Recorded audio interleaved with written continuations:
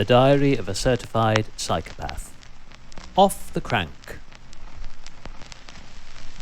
It might well not be a factual myth that once a native Irishman either retires from his professional career as a world champion pugilist or ceases an active amateur participation in any form of organised combat sport,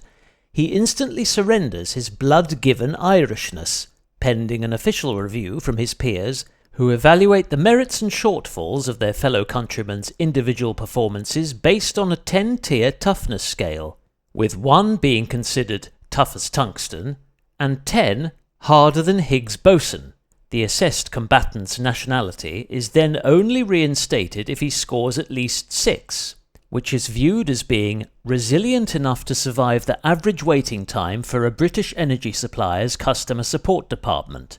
but not have quite the iron resolve necessary to convince one of their human representatives that you don't owe a bill for the property you moved out of 12 years ago and which was recently demolished to make way for a 500 megawatt wind farm.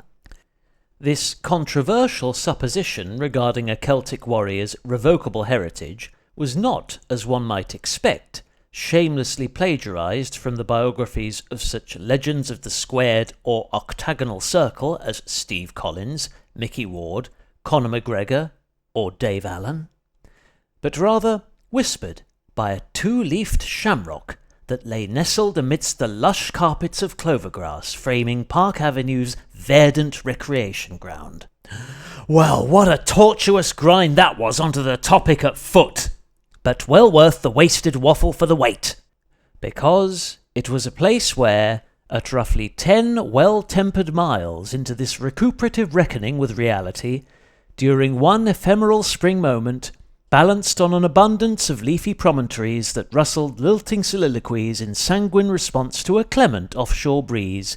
our irrepressible Cheapers Union dominated the discordant denouement of a rapturous dusk chorus. After recharging my flattened resolve at a nearby USB point, I stole one covert tow along Kingston Broadway behind a motorised meal-wheeler, whom I spotted departing the monolithic Tesco Extra branch of Shoreham's popular Homebush retail emporium, on a bone shaker armed with beefier tyres than King Kong's quad bike, and which were evidently worth their girth in resistance.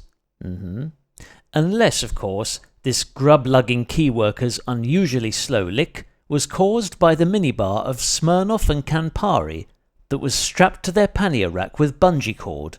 I prayed that whoever was receiving this jumbo job-lot of fermented nectar to oil their lobes in time for Saturday's domestic pub quiz was not only the household's principal bill payer, but also had a valid form of ID to prove their legal binging age. Notwithstanding such responsible concerns, the piteous flat of the matter is that these exceptionally innocuous manifestations of outward motion to disentangle knotted muscle groups, sanitize cluttered cortexes, and supplant stale thoughts with fresh ideas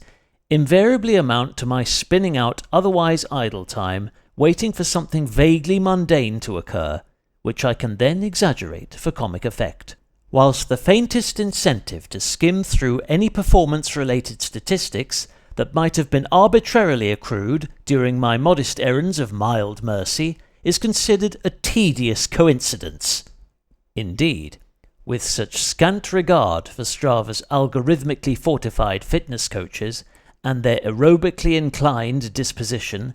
these days I am often satisfied if I can grind out sufficient guesstimated power merely to keep my humble hopes and dreams illuminated.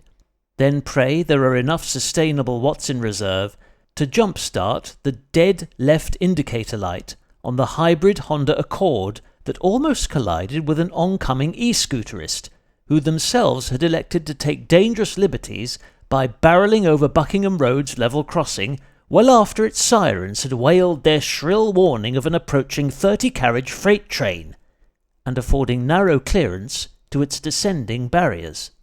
As both entitled road users engaged in a self-righteous exchange of royal blue rhetoric and lewd hand gestures, I tried my hardest to appear like a chance spectator, as opposed to aspiring eyewitness, since any lengthy conversations with community support officers would have caused me to miss Friday's last mail collection, and thus fail my primary objective to ensure that a stack of highly classified documents reached their covert destination before a mission-critical deadline.